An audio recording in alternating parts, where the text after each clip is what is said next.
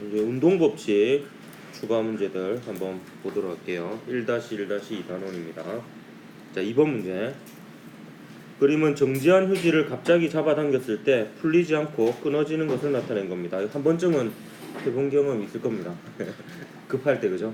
한 손만 쓸 수 있을 때. 한 손은 핸드폰, 한 손은 휴지. 그러다가 이제 잘못하면 콕 나오지.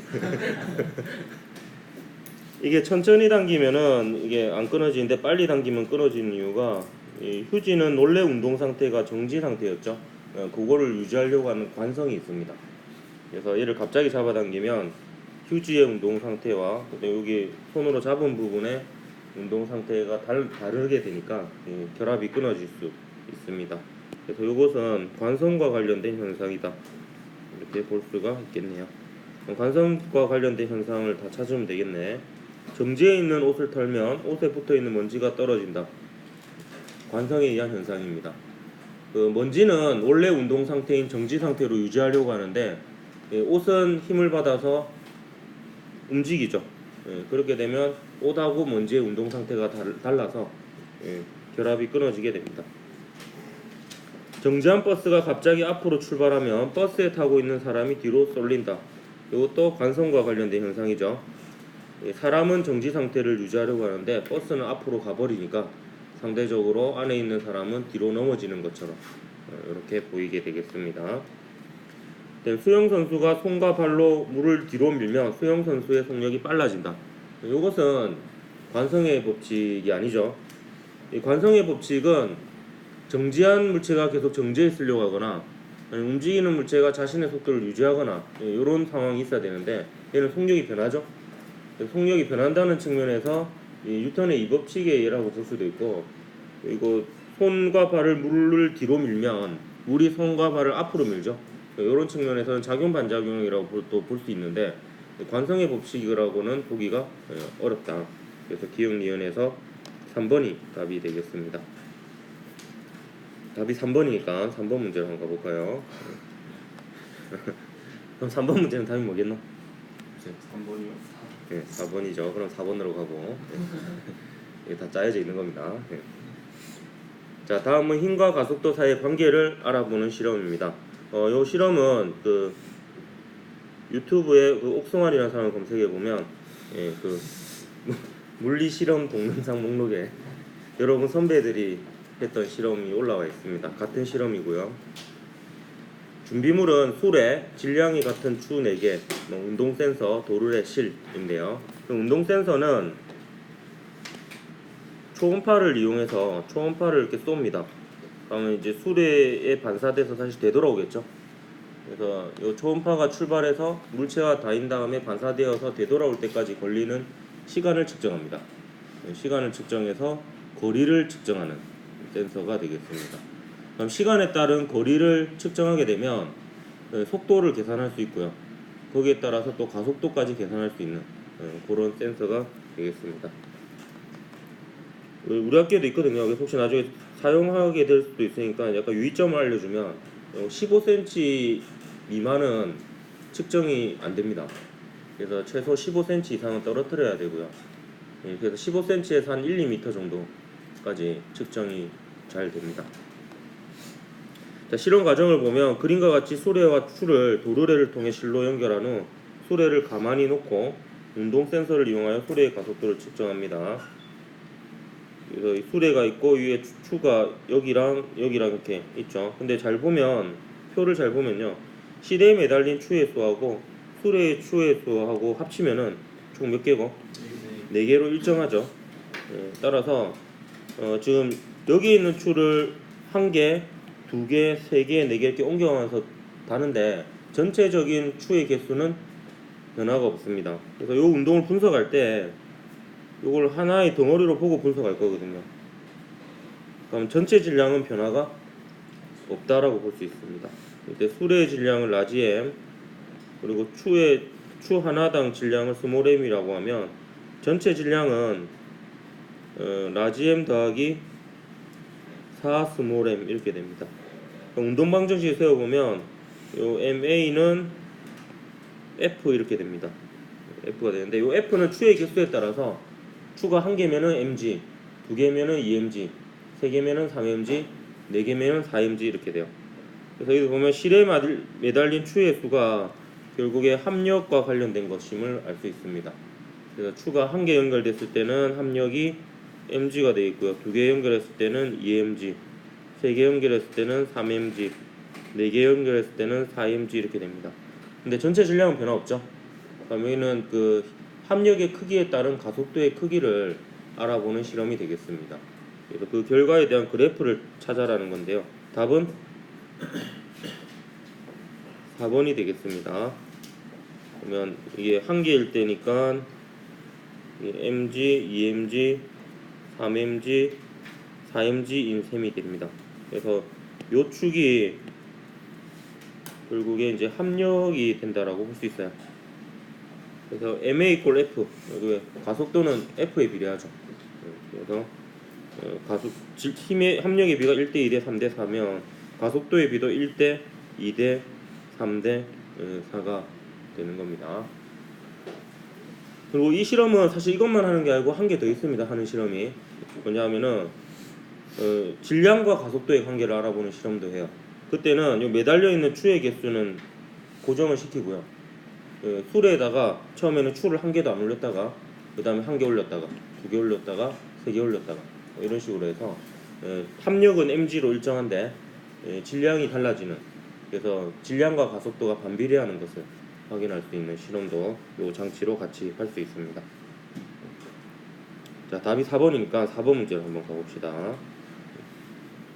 자, 그림 가는 물체 A와 B가 용수철 저울과 실로 연결되어 정지해 있는 모습을 나는 수평한 책상면 위에 놓인 A가 B와 용수철 저울과 실로 연결되어 등가속도 운동을 하는 모습을 나타낸 것입니다.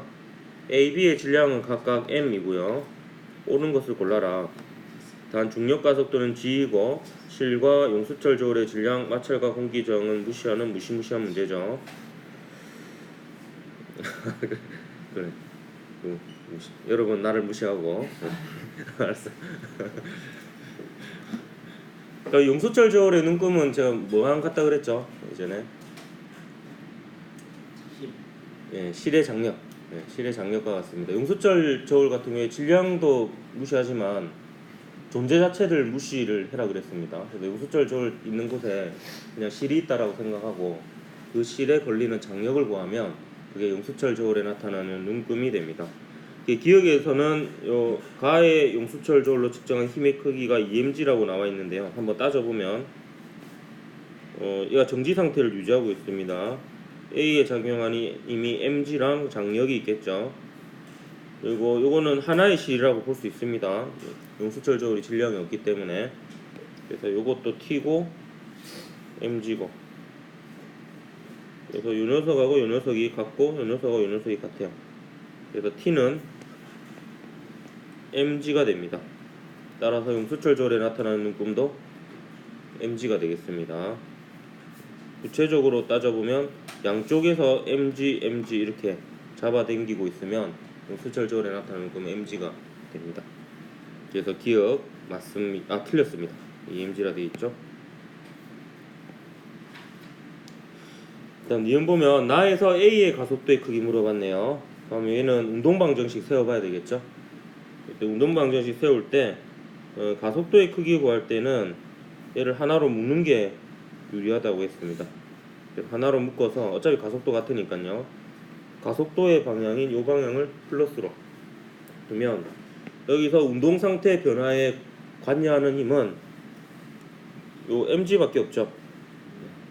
그래서 합력은 mg입니다.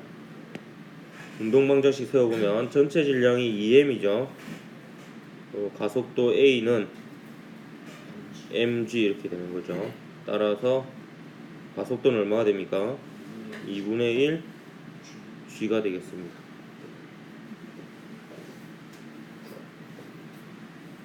그래서 니은은 맞습니다. 디귿 볼까요? 나에서 용수철 저울로 측정한 힘의 크기 물어봤네요. 자, 이런 경우 마찬가지입니다. 이렇게 운동하고 있는 경우에도 용수철 저울의 눈금은 뭐와 같다? 장력. 예, 실에 걸리는 장력과 같습니다. 그러면 요걸 구해야 되죠. 요걸 구하는데 뭐 B에 대해서 운동 방정식을 세워볼 수도 있지만 힘이 두 개죠. 그러니까 얘가 더 편하겠지. 얘는 그냥 MA 이퀄 T로 끝나잖아요.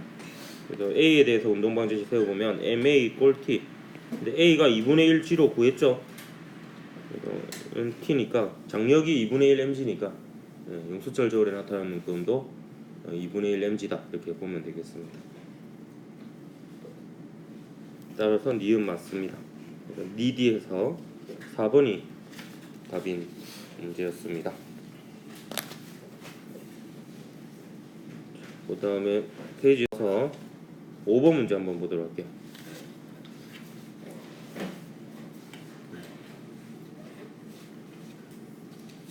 자, 그림 가는 물체 A와 B를 나는 물체 A와 C를 각각 실로 연결하고 수평 방향의 일정한 힘 F로 당기는 모습을 나타낸 것입니다.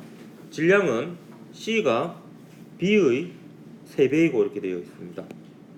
이런 거는 바로 표시해 주는 게 좋아요. B의 3배다 이렇게 되어 있으니까 B가 기준이죠. 그래서 B를 질량을 M이라고 두고 그럼 C는 B의 3배니까 3M이라고 이렇게 두도록 하겠습니다. 이런 조건이 나오면 그림에 혹시 표시되어 있지 않는 조건이면 임의로 문자를 이제 정해가지고 그려주는 게 좋습니다. 표시를 해주는 게. 실은 수평면과 나란합니다. 등가속도 직선 운동을 하는 A의 가속도의 크기는 가에서가 나에서의 그러니까 앞에 의가 붙는 요 앞이 기준이 됩니다. 그럼 나를 가속도를 뭐라 두면 되겠노? A라고 두면 되겠지. 그럼 가에서가 나에서의 2배니까 가에서는 가속도가 나의 가속도인 A의 2배가 되겠죠. 그래서 이렇게 이제 줄 수가 있겠습니다. 그럼 나중에 둘 다 좌표쪽을 세울 때는 오른쪽을 플러스로 잡으면 MA 이퀄 F 할 때 A를 플러스로 이렇게 표현할 수가 있겠죠. 이에 대한 설명으로 옳은 것을 모두 골라라. 역시 무시무시한 문제죠. 실의 질량, 마찰, 공기장 다 무시합니다. 그래. A의 질량은 B의 질량과 같다 이랬는데 A의 질량은 또 얼마인지 모르잖아요. 그럼 또 변수로 둬야죠. 저는 MA라고 두겠습니다. MA. 그럼 잘 보면요. 결국에 A의 질량이 B의 질량과 같은지를 알아보는 거거든요. 근데 지금 우리가 모르는 게 A의 질량도 모르고요. 사실 가속도도 모르는 거예요. B만 알고 있는 거지. 그렇기 때문에 모르는 게 두 개라고 볼 수가 있습니다. 그럼 이런 경우에는 식을 두 개를 써야 됩니다. 모르는 게 두 개면 식도 두 개 써야지 구할 수가 있어요. 그래서 가에 대해서 하고 나에 대해서 하고 MA 이퀄 F를 해볼 건데 사실 F도 모르죠. 그래서 원래라면 이렇게 되면 풀릴 수도 있고 안 풀릴 수도 있는 건데 이 경우는 풀릴 수 있게끔 문제를 만들어놨습니다. 그래서 A하고 B를 하나로 묶고 MA 이퀄 F를 한번 써볼 거예요. 그러면 가에 대해서 먼저 써보면 전체 질량이 MA 더하기 얼마고? M이죠. 가속도는 2A입니다. 2A. 그리고 힘은 F죠. 전체를 하나로 묶고 식을 세운 겁니다. 그다음 나는 써보면은 A의 질량 더하기 B의 질량은 3M이죠. 그리고 얘는 가속도가 A입니다.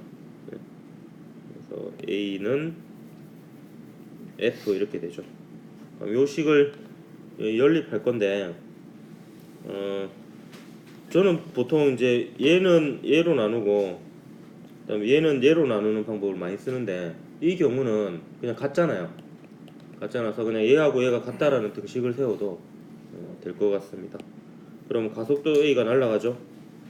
날아가고 식이 2MA 더하기 2M은 MA 더하기 3M이 되니까 여기서부터 MA가 나옵니다.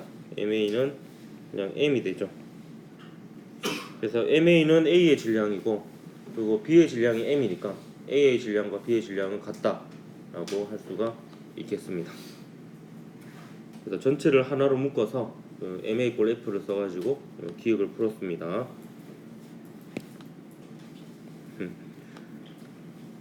멍하네. 자, 니은 봅시다.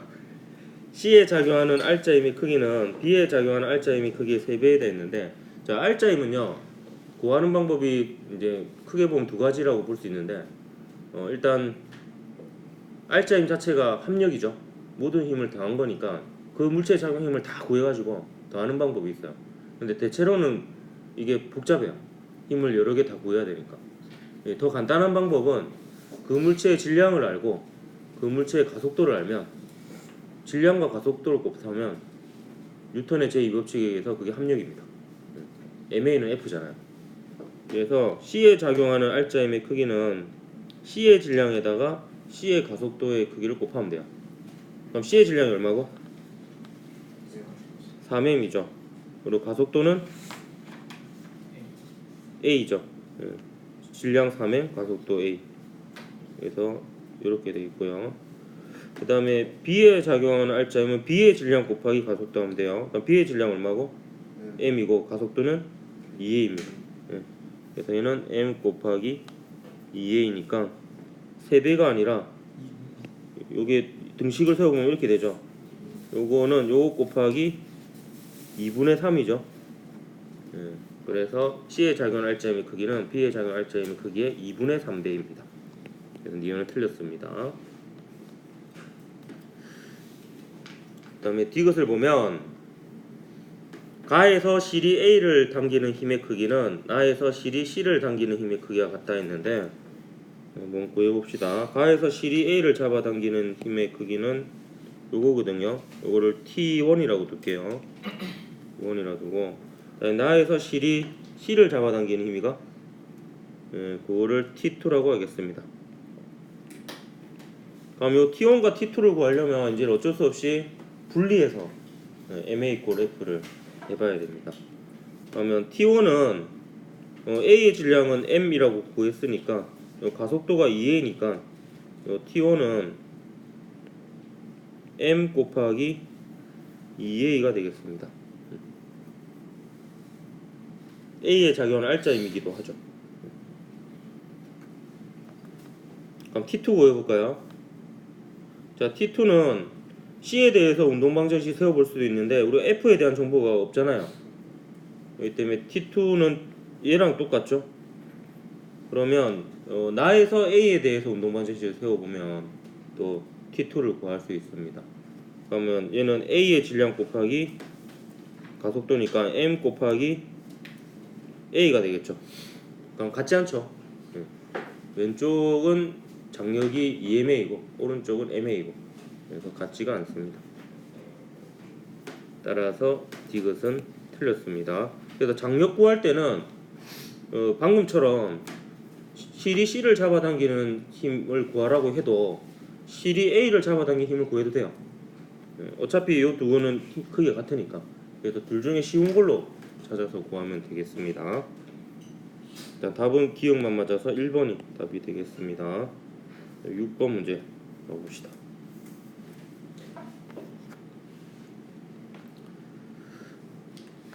자, 그림 가와 같이 물체 ABC가 실 PQ로 연결되어 등가속도 운동을 합니다. 이제 조금 복잡해졌죠. 이제 물체가 3개가 있습니다. 그림 나는 가에서 Q가 끊어진 후 AB는 등가속도 운동하고 C는 등속도 운동하는 모습을 나타낸 겁니다. 실이 끊어진 다음에는 이제 여기 마찰을 무시할 수 있는 수평면이니까 얘가 합력이 0이 됩니다. 그래서 자신의 속도를 유지하게 되겠죠. A의 가속도의 크기는 나에서가 가에서의, 그러니까 요 의 앞에를 항상 보십시오. 가에서의. 그럼 가가 기준이 되죠. 가에서의 가속도를 A라고 두면 나에서는 가에서의 2배죠. 그럼 나에서는 가속도가 2A가 되겠습니다. 이런 것들을 이제 문제 볼 때마다 바로 조건을 그림에 옮겨다 적는 것이 좋습니다. AC의 질량 각각 M, 2M이다 있는데 이건 그림에 표시되어 있죠. 자, 그럼 물어보는 거 한번 봅시다. B의 질량은 2m이다. 이렇게 되어 있네요. 이 B의 질량을 물어보고 있어요. B의 질량을 MB라고 두겠습니다. MB. 근데 마찬가지로 지금 얘를 구하라고 했는데 그냥 얘에 대해서만 얘를 이제 하나로 묶고 문제를 풀 거거든요. 얘에 대해서만 식을 쓰면 요 A가 뭔지 정확히 몰라요. A도 모르고 MB도 모르니까 구할 수가 없습니다. 식이 두 개 필요합니다. 그래서 요걸 하나로 묶어서 MA 꼴 F 하나 할 거고요. 그다음 나에서는 이제 C는 끊어졌으니까 A하고 B를 하나로 묶어서 MA 꼴 F를 해볼 겁니다. 그러면 가부터 먼저 해볼까요? 가부터 먼저 해보면 전체 질량이 3M 더하기 MB가 되겠죠. 가속도는 A고요. 여기에 작용하는 알짜임은 mg밖에 없지. 네. 따라오고 있습니까? 눈 뜨고 자는 느낌이고. 그 다음 나 해볼까요? 나의 경우는 질량이 총 m 더하기 mp가 되겠고요. 가속도는 2a가 되겠고요. 여기에 작용하는 알짜임 역시 요 힘밖에 없습니다. 그래서 mg 이렇게 되겠죠. 풀이 방법이 되게 비슷비슷하죠. 이것도 저는 원래 이제 우변이 또 완전히 같지 않으면 좌변은 좌변끼리 나누고 우변은 우변끼리 나누고 이렇게 하는데 이 경우는 또 하필이면 mg로 같죠, 우변이. 그렇기 때문에 이 초록색 줄건 요 두 식이 같다 이렇게 쓰면 되겠습니다. 예, 가속도가 날라가고요. 그러면 이제 정리하면 3m 더하기 mb는 2m 더하기 2mb가 되겠습니다. 따라서 mb는 얼마가 되노? 그냥 m이 되죠. 그래서 B의 질량은 m입니다. A의 질량도 m이니까 A의 질량과 B의 질량이 같다. 아, 이거는 옆에 거네. 옆에 기억법을 봤네.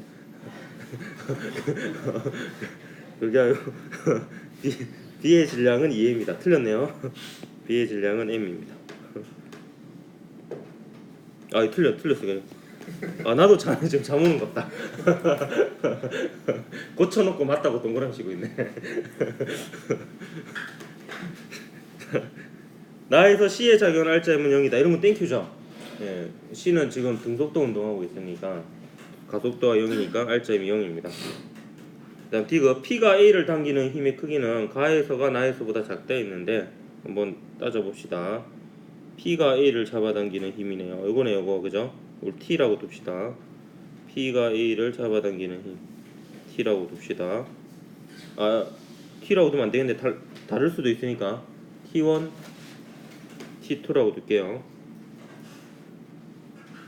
그러면 A에 대해서 방정식을 세우면 T1을 구할 수 있는데 잘 보십시오. 근데 얘 대신에 얘를 한번 따져보니까 얘는 더 구하기 힘들겠네요. 왜냐면 이것도 구해야 되니까. 따라서 그냥 그대로 그냥 요거에 대해서 써볼 겁니다. 물론 좀 더 여러분이 이제 그 사고가 확장이 되면 좀 더 좋은 방법이 있긴 한데요. 얘를 하나로 묶고 요 녀석의 알짜임을 구해도 돼요. 그게 요 힘이 되거든요. 근데 아직까지는 이제 그 정도까지는 좀 생각하기 어려우니까 그냥 이걸로 한번 구해보도록 하겠습니다. 일단 전체 가속도부터 먼저 구해야지 MA 꼴 F에서 F를 구할 수 있어요. 그죠? MA는 F잖아요. 질량을 알고 있는 셈이에요. 근데 가속도를 알아야지 F를 알 수 있겠지. 이건 F 중에 일부니까. 그렇기 때문에 가속도를 먼저 구해야 되는데 가속도는 이미 거의 다 구한 셈입니다. 왜냐하면 요 MB를 구했잖아요. 그럼 요 MB의 M을 뭐 여기나 아니면 여기에 집어넣어요. 그럼 A가 나오죠. 가에다가 집어넣을까? 가에다 집어넣으면 4MA는 MG가 되니까 A는 4분의 1G가 되죠. 4분의 1G가 됩니다. 따라서 얘가 4분의 1G입니다. 그럼 A에 대해서 방정식 세워보면 MA는 즉 M 곱하기 4분의 1G는 지금 아래쪽 방향이 가속도의 방향이자 좌표축으로 플러스 방향입니다. 그러면 힘을 적을 때는 mg 빼기 t1 이렇게 되겠죠. 따라서 t1은 얼마가 된다? 4분의 3 mg가 됩니다. 자, 다시 한번 복귀하면 전체 방정식으로 가속도를 구했고요. 전체를 하나로 묶어서 그다음 부분적인 방정식으로 힘을 구해냈습니다. ma = f에서 a를 아는 셈이니까 f를 구할 수가 있습니다. 그럼 t2를 구해볼게요. t2는 좀 요령을 피우겠습니다. 요거보다는 t2는 요거이기도 하잖아요. 그래서 그냥 b에 작용하는 알짜임으로 바로 구해볼게요. 근데 여기서는 가속도가 2a입니다. 가속도 2a는 2분의 1g죠. 그래서 ma 할 때 이때 a는 2분의 1g를 넣어야 돼요. 그럼 b에 대해서 방정식 세우면 b의 질량은 m이지. 그리고 가속도가 2분의 1g예요. 이번에는 2a니까 a가 4분의 1g였죠. 근데 이 a는 가속도가 2a니까 2분의 1g입니다. 이거는 t2 끝났죠. 그래서 t2는 2분의 1 mg입니다. t2는 따라서 4분의 mg는 가에서가 4분의 1 mg죠. 4분의 3 mg죠. 나에서는 2분의 1 mg죠. 4분의 2 mg죠. 더 크죠? 그래서 이것은 틀렸습니다. 그래서 2번이 답이었던 문제였습니다. 그 다음에 7번 문제로 넘어갑시다. 자, 6번 문제까지가 이제 ma = f 뉴턴의 운동 법칙에 대한 문제였다라고 하면 이제 7번부터는 등가속도 직선 운동 문제가 되겠습니다. 자, 그림은 직선 운동하는 물체 A와 B의 위치를 시간에 따라 나타낸 것입니다. 옳은 것을 골라라 했네요. 이런 거 볼 때 좀 조심해야 되는 게 가로축과 세로축이 무슨 양인지를 체크해야 됩니다. 을에 제일 많이 나온 게 속도 시간 그래프다 보니까 그냥 속도 시간 그래프일 것이라고 생각하고 푸는 경우가 있어요, 종종. 그래서 이거는 항상 어떤 그래프인지를 먼저 따져봐야 됩니다. 위치 시간 그래프죠. 위치 시간 그래프에서는 면적은 의미가 없고 위치 곱하기 시간 없죠. 기울기는 시간분의 위치의 변화라니까 속도가 됩니다.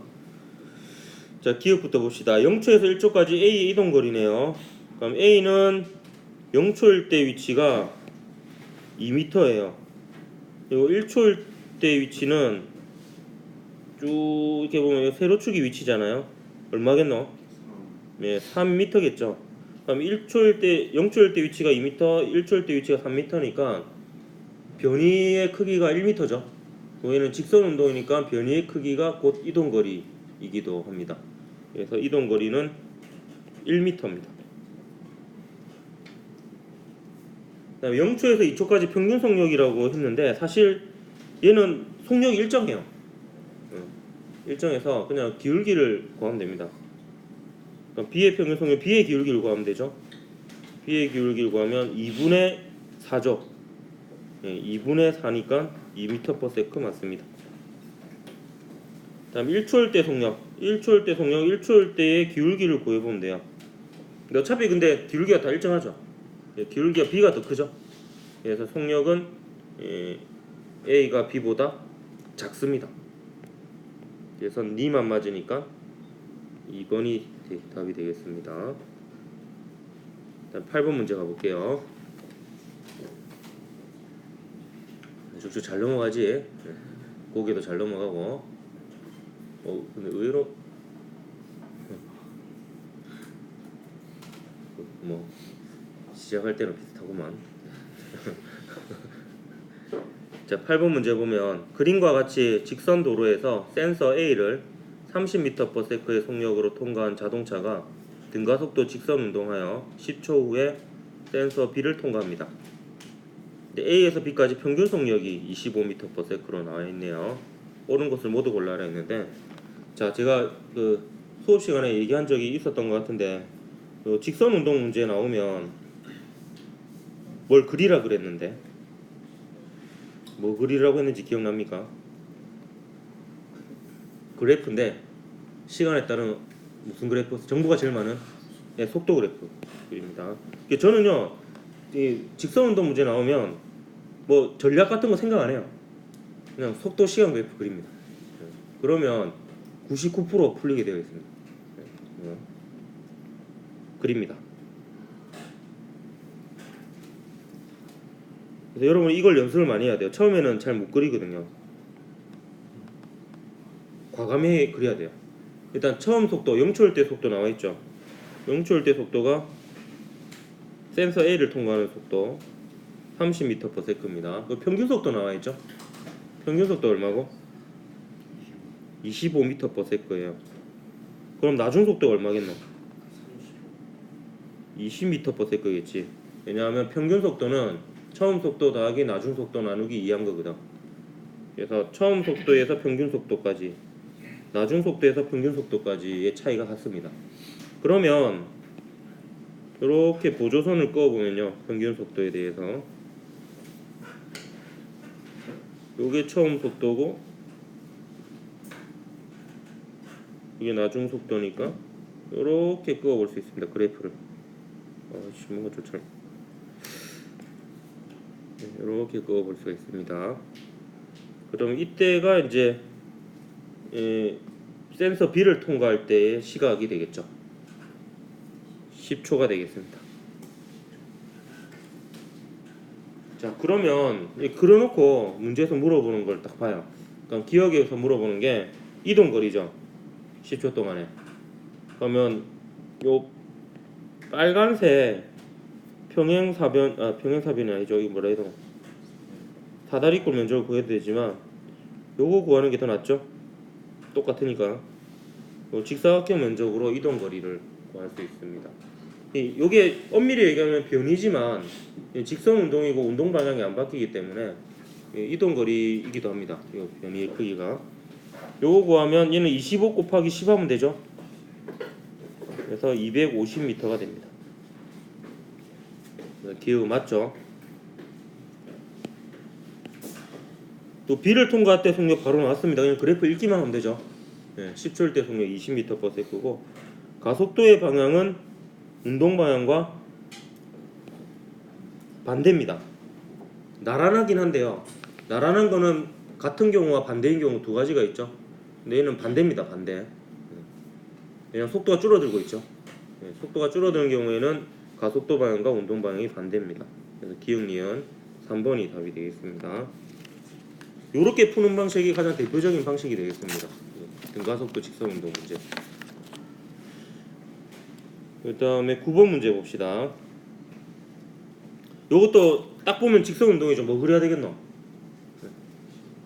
속도 시간 그래프 그릴 겁니다. 일단 한번 볼게요. 그림은 학생 AB가 동일한 직선상에서 이어 달리기를 하는 모습을 나타낸 것입니다. 기준선 P를 속력 6m/s로 통과하여 등속도 운동하는 A가 기준선 Q에서 B에게 바통을 넘겨주면 B는 Q부터 기준선 R까지 등가속도 운동을 합니다. A, B 모두 능력자죠. A는 등속도 달인이고요. B는 등가속도 운동 달인이 되겠습니다. 아무나 못하는 거야. QR에서 B의 속력 각각 6m/s, 8m/s 이고요. A가 P를 통과한 때부터 B가 R을 통과할 때 걸린 시간은 3초예요. 그럼 A가 P를 통과할 때를 0초로 잡으면 B가 R을 통과할 때가 3초가 됩니다. P와 R 사이 전체 거리는 20m고요. 근데 문제에서 물어보는 것은 Q하고 R 사이의 거리를 물어보고 있어요. 그거를 모르니까 S라고 둘게요. X라고 둬도 되고요. 굉장히 난감하잖아요. 뭐 어떻게 풀어야 될지 출발조차 모르겠잖아. 근데 저는 고민 안 한다 그랬죠. 전략 안 세웁니다. 뭐 그린다? 속도 시간 그래프 그립니다. 시간 그래프 그릴게요.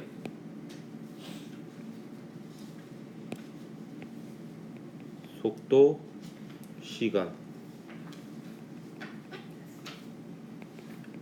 일단 문제에서 나오는 속도를 좌표축에 한번 표시해 볼게요. 6m/s 있죠?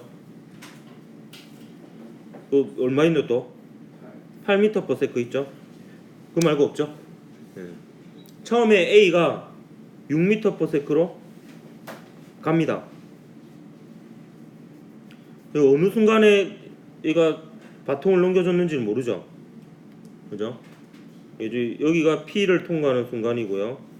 그 다음에 요 순간을 Q를 통과하는 순간이라고 합시다. 그 다음부터는 B가 등가속도 직선 운동을 해서 속도가 일정하게 증가하는 이런 운동을 합니다.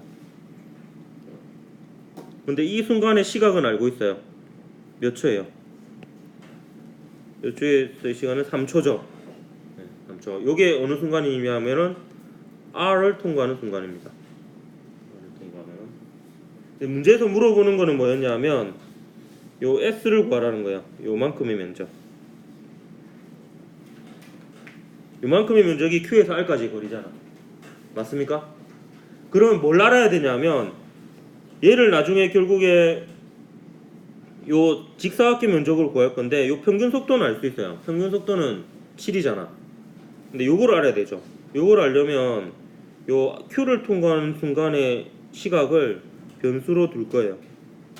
요거를 T라고 둘게요. T라고 두면 요만큼의 거리는 3 빼기 T가 됩니다. 3 빼기 T. 그럼 결국에는 3 빼기 T 곱하기 7 하면 되는데 문제는 이제 T를 구해야 되죠. 그럼 T는 어떻게 구할 것이냐? 저는 이렇게 구했어요. 요 전체 면적이 얼마예요? 요 전체 면적이 그러니까 요 모양의 면적이 20이에요. 20m죠. 그럼 요거를 이제 여기에 있는 숫자와 문자로 표현을 할 겁니다. 그럼 우선 요 사각형 면적부터 먼저 구해보죠. 요 사각형 면적 6t죠. 맞습니까? 6t고 그 다음에 요 면적 구해볼까? 요 면적은 요 면적으로 구하면 되죠. 요 값이 얼마다? 7입니다. 그럼 얘는 7 곱하기 3 빼기 t가 됩니다. 그럼 요거 계산해보면 요거는 6t 더하기 21 빼기 7t니까 21 빼기 t죠. 따라서 t는 몇 초다? 1초라는 걸 알 수 있습니다. 얘가 1초예요. 그럼 다 구했어요. 우리가 구하자는 값은 요거잖아요. 요거 구하고자 하는 값이죠. 그럼 t에다가 1 집어넣으면 되지. 그럼 이게 얼마가 되노? 예, 14m가 되겠습니다. 따라서 답은 2번이 답이 된다. 는 겁니다. 한 문제만 더 풀어볼게요. 이것도 다시 풀이 과정을 복귀해보면 그냥 문제 조건에 맞춰가지고 시간에 따라 속도 그래프 그리고요. 거기서 모르는 시각을 하나 몰랐죠. 그 시각을 그냥 변수 t로 뒀고 그리고 이제 또 전체 면적, 전체 거리가 나왔죠. 그거를 이제 그 식으로 표현해봤고 그 과정을 통해서 이제 Q하고 R 사이까지의 거리도 구할 수가 있었습니다.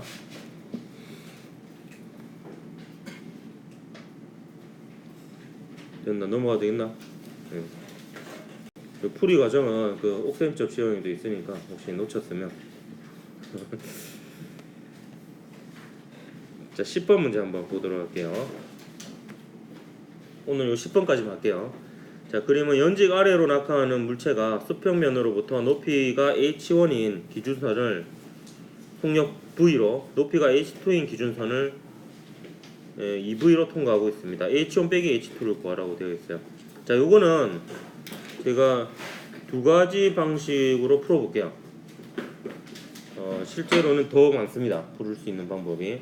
저는 맨 처음에 풀었던 방식은 어떤 식을 세웠냐면 얘가 가속도를 알고 있어요. 중력 가속도로 좀 떨어지고 있죠.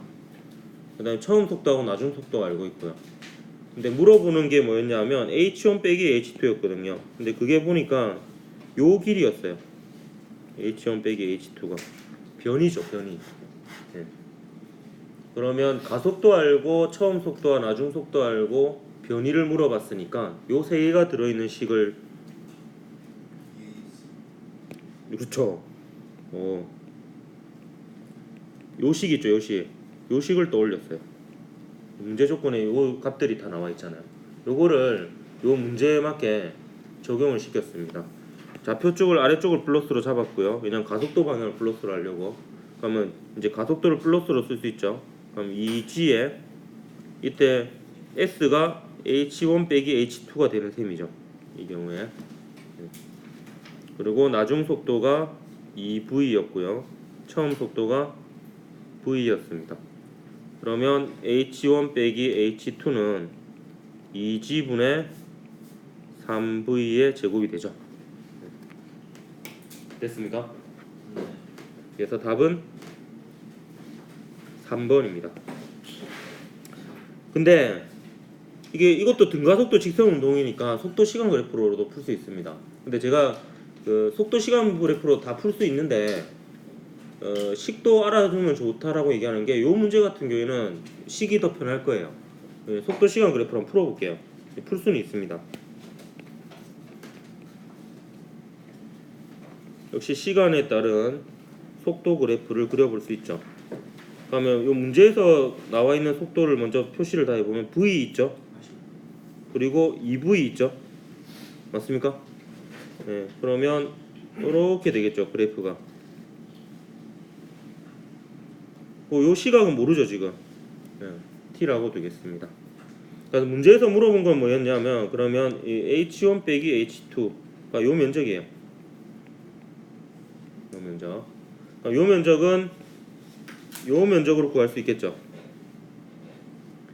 요 면적으로 구할 수 있고 그럼 요 속도는 2분의 3V가 됩니다. V 더하기 2V 나누기니까. 예. 그럼 요 사각형 면적인 H1 빼기 H2는 2분의 3V 곱하기 T가 되는데 문제는 요 T를 구해야 되는 거죠. 그럼 T는 어떻게 구하느냐? 지금 방금 면적을 썼죠. 근데 속도 시간 그래프는 의미를 가지는 게 면적 말고 또 뭐 있지? 기울기 의미 가지죠. 기울기가 뭡니까? 가속도고 이번에는 이게 G가 됩니다. 그러면 요 점하고 요 점 가지고 가속도를 표현해 보면 얘는 T분의 V죠. T분의 2V 빼기 V니까. 그럼 요 식으로부터 T를 소거를 해요. 그럼 T는 G분의 V죠. 얘를 여기다 집어넣습니다. G분의 V를. 그럼 답이 나오죠. 그러면 얘가 2G분의 3V 제곱으로 나옵니다. 그래서 근데 이게 더 복잡하죠. 이 경우는 속도 시간 그래프가 대체로는 더 편한데 이 경우는 조금 더 복잡했습니다. 그래서 공식이 먼저 떠오르면 공식으로 풀 수 있는 간단한 상황이면 공식으로 풀어야 됩니다. 또 하나 소개해주면 역학적 에너지 보존으로도 풀 수 있습니다.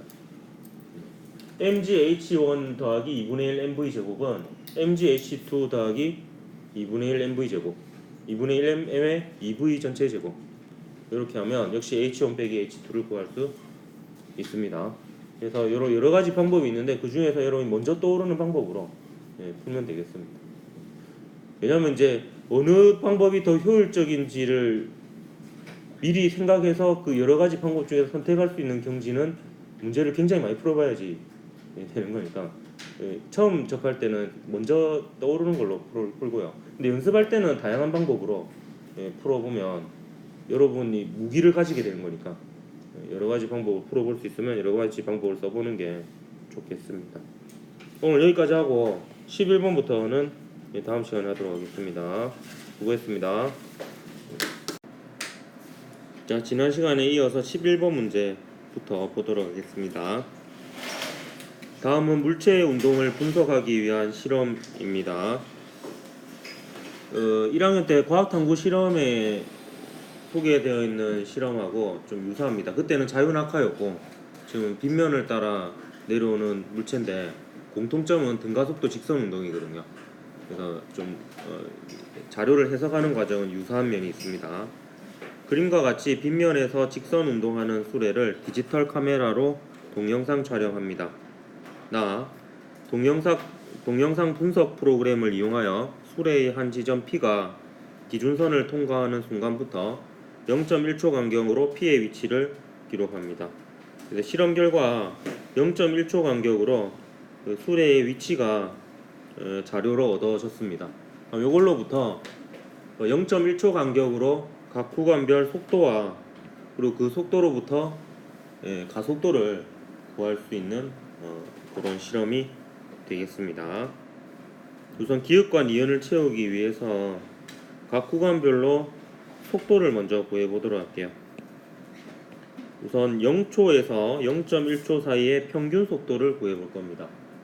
그러면 시간분의 총 위치의 변화량 이렇게 구하면 되는데, 근데 0초에서 0.1초 사이의 평균 속도는 0초와 0.1초 사이의 중간 지점인 0.05초인 순간의 속도라고 봐도 됩니다.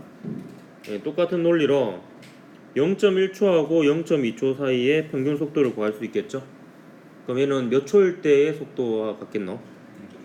0.15초일 때의 속도와 같을 거고요. 0.2초와 0.3초 사이의 평균 속도는 몇 초일 때? 0.25초일 때의 속도와도 같을 겁니다. 그래서 0.05초일 때 속도, 0.15초일 때 속도, 0.25초일 때 속도 이런 식으로 각 순간에서의 속도를 구할 수 있는데, 속도를 구하는 방법은 총 시간분의 변이를 하면 되죠. 그래서 0.1초 빼기 0초분의 0.1초일 때의 위치 6cm가 되겠습니다. 근데 우리는 다 단위를 미터하고 세컨드로 쓸 거기 때문에 그 미터로 바꾸면 0.06m 빼기 0 이렇게 되겠죠. 그래서 0.05초일 때의 속도이자 0.1초에서 0초에서 0.1초 사이의 평균 속도는 얼마가 되노? 0.6 m/s가 되겠습니다. 똑같은 방식으로 0.1초에서 0.2초 사이의 평균 속도이자 0.15초인 순간의 속도를 구하면 0.06m 대신에 0.08m가 들어가고, 여기에는 0.2 빼기 0.1이니까 역시 0.1이 되죠. 그래서 0.8 m/s가 되고요. 0.25초일 때 속도는 1.0 m/s가 됩니다. 이런 식으로 14 빼기 6이니까 8이고 24 빼기 14니까 10이죠. 그래서 8cm 0.08m, 10cm 0.1m를 0.1초 동안에 갔으니까 각각의 속도가 이렇게 됩니다. 그러면 요 두 순간으로부터, 그러니까 0.05초일 때 0.6m/s, 0.15초일 때 0.8m/s 요 두 점으로부터 시간분의 속도의 변화량, 가속도를 구할 수가 있습니다. 요 두 개를 선택해도 되고 요 두 개를 선택해도 됩니다. 첫 번째 두 개를 저는 선택을 했습니다. 다음 가속도는 시간의 변화량 분의 속도의 변화량이죠. 이걸 그대로 쓰면 0.15초 빼기 0.05초분의 0.15초일 때의 속도인 0.8m/s 빼기 0.05초일 때의 속도인 0.6m/s에서 얘가 0.1분의 0.2가 되어서 2m/s 제곱이 되는 것을 알 수가 있습니다. 그래서 가속도까지 구할 수 있었던 이런 부분이고요. 그래서 요 니은은 2m/s 제곱이 되겠고, 요 기역은 요 규칙성을 잘 보면 이게 6cm 0.1초 동안 6cm 갔다가 0.1초 동안 8cm 갔다가 0.1초 동안에 10cm 갔다가 이렇게 0.1초 동안에 간 거리가 일정하게 증가하죠. 그러면 요 차이는 얼마가 되겠노? 12가 되겠고 요 차이는 14가 되겠죠. 따라서 기역은 얼마가 된다? 36cm가 되는 것을 알 수가 있습니다. 그러면 기역과 니은이 해결됐네요. 기역은 36이고 니은은 2m/s 제곱이고요. 그 다음에 P가 기준선을 통과한 순간의 속력을 물어봤어요. 지금 요 속력은 0.05초일 때의 속력이잖아요. 근데 0초일 때의 속도를 물어본 것이다 이렇게 보면 되겠습니다. 그거는 그래프를 그려도 되겠지만 이거는 간단한 경우니까 등가속도 운동 공식 중에 속도를 구하는 공식이 있었죠. V는 V0 플러스 AT 요 식을 이용할 거예요. 이때 요 V는 0.05초일 때 속도를 넣을 거고 요 V0는 이제 0초일 때 속도를 집어넣으면 되죠. 0.05초일 때 속도는 알고 있죠. 0.6m/s죠. 그리고 0초일 때 속도가 우리가 구해야 되는 거고 가속도가 2고, 그러면 우리가 구한 게 0.05초일 때 속도니까 0.05를 시간을 곱해주면 되겠지. 그럼 요거 계산하면 V0는 얼마가 됩니까? 예, 0.5m/s가 되겠습니다. 그래서 P점을 통과한 0초의 순간의 속도는 0.5m/s라는 것을 알 수가 있습니다. 따라서 디귿은 틀렸죠. 기니에서 3번이 답이었던 문제입니다. 자, 그 다음에 12번 문제 보도록 하겠습니다.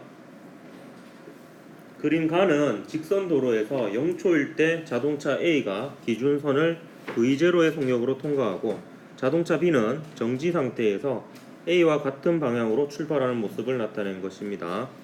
0초에서 4초까지 A, B의 이동 거리는 서로 같고요. 하나의 조건이 되겠습니다. 그림 나는 A, B의 가속도를 시간에 따라 나타낸 것입니다. V0를 구하라고 했는데요. 어떻게 구해야 될지 막막하죠. 근데 제가 얘기한 게 있습니다. 직선 운동 문제는 뭐 그리라고 했어요? 네, 속도 시간 그래프 그리면 되겠습니다. A, B 두 개니까 두 개 그려야 되겠죠. 그래서 A에 대해서 하고 B에 대해서 속도 시간 그래프를 한번 그려보도록 하겠습니다. 우선 A에 대해서 그려보죠. 시간에 따른 속도 그래프를 그릴 겁니다. 그러면 처음 속도가 V0였죠. 0초일 때 속도 V0로 나와있잖아. 이거 구해야 되죠. 네, V0고 처음에 A의 가속도는 1m/s 제곱이었습니다. 그래서 기울기가 일단 일정하겠죠. 0에서 2초 동안에는 매초 1m/s씩 증가합니다. 그러면 가속도가 1m/s 제곱이니까 기울기가 1m/s 제곱이고요. 기울기가 1이라는 것은 가로축이 1만큼 변할 때 세로축이 2만큼 변한다는 뜻입니다. 그러면 이 속도는 얼마가 되겠노? V0 더하기 2가 되겠죠. V0부터 2만큼 증가했으니까. 그 다음 2초부터 4초까지는 가속도가 2m/s 제곱입니다. 기울기가 더 커졌겠죠. 그러면 2에서 4초 동안은 기울기가 2니까 가로축이 1만큼 변할 때 세로축이 2만큼 변한다는 뜻이거든요. 그럼 가로축이 2만큼 변하면 세로축은 4만큼 변하겠죠. 그러면 이 순간으로 이 속도보다 이제 4만큼 더 큰 거니까 4초일 때 속도는 V0 더하기 6이 됩니다. 됐습니까? 됐나? 자, 그 다음에 조건이 요 면적이 결국에 조금 이따 그릴 B에 대한 그래프의 면적과 같다는 거거든요. 그럼 B를 마저 그려놓고 또 보도록 합시다. B에 대해서 역시 시간에 대한 속도 그래프를 그려볼게요. 그럼 B는 처음에 정지 상태에서 출발했습니다. 정지 상태에 출발해서 처음에는 B는 가속도가 3m/s 제곱이었어요. 2초일 때까지. 그러면 2초인 순간에는 6m/s가 되어 있겠지. 1초마다 3m/s씩 증가하니까. 그 다음에는 기울기가 다시 2가 돼요. 그러면 2초 동안 2에서 4초 2초 동안에 몇 m/s 증가했겠노? 4m/s 증가했겠지. 그래서 10m/s가 될 겁니다.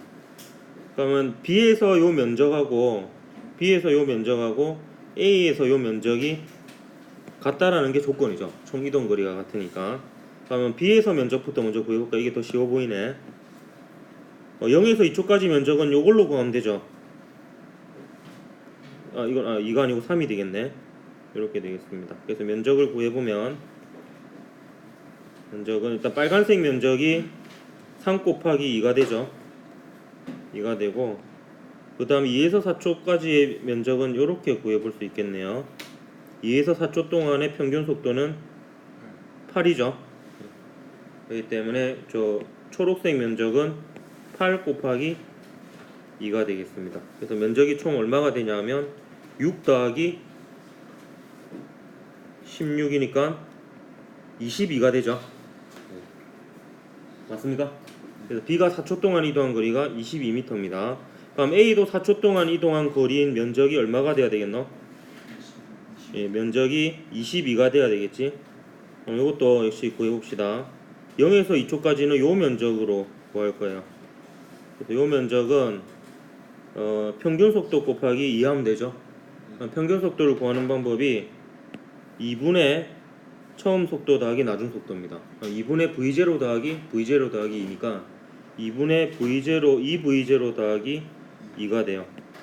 요게 이제 평균 속도죠. 요거 곱하기 2 하면 되죠. 그러면 요 빨간색 면적이 됩니다. 그러면 2에서 4초 동안의 면적은 또 요렇게 구해볼게요.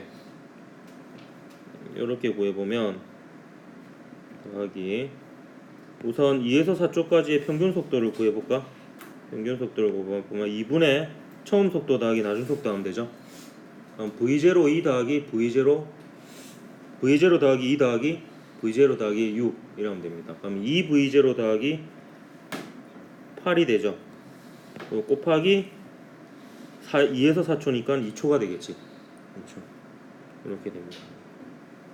그럼 요거 계산하면 2는 다 날라가죠. 날라가고 4V0 더하기 10이 됩니다. 22가 4V0 더하기 10이니까 4의 V0는 12가 되어서 V0는 얼마가 돼요? 3m/s가 되겠습니다. 다시 한번 풀이 과정을 복기해보면 문제 조건에 맞춰서 속도 시간 그래프 그렸습니다. 기울기 정보와 면적 정보 이용했고요.